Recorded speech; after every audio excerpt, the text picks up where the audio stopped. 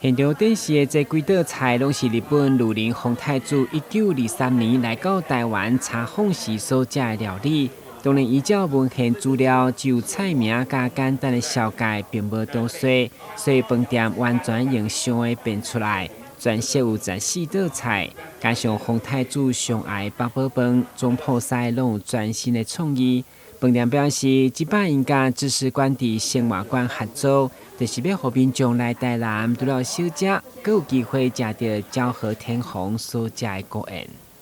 其实我们做这样的事情是赚不了什么钱，可是我们是想要把文化发扬光大，因为觉得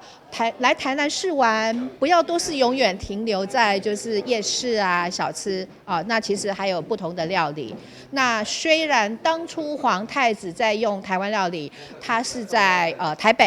北的玉博所，就是现在的台北宾馆。可是我们在台南这个玉博所是当初仅存下来，皇太子那个玉博所的南部就是这边，北部就是台北宾馆。那我们可以想象，在这样的一个氛围来用皇太子宴的话，我觉得那个意义是非常深远的。对了，饭店会当还原当时日本皇太子所食的料理，将文化资产用于一般民众的生活，甚至以后更有机会模仿当时食食的器具、清茶，回忆迄款历史记忆，确实是难得的体验。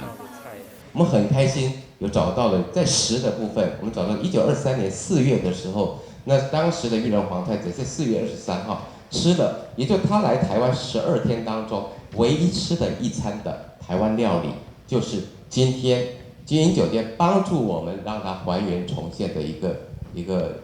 料理。所以今天我们很开心的是，金银酒店愿意来帮助我们，来把这样的一个历史记忆重新再还原。知识馆伫生活馆甲饭店双方伫29号下晡正式签约。根据了解，该国宴一推出，饭店已经收到15组的预订，引起济注目。确实想要知影皇太子来台湾食啥，全息每一人要5800块起跳，提供予消费者参考。台南新闻管制何强芳采访报道。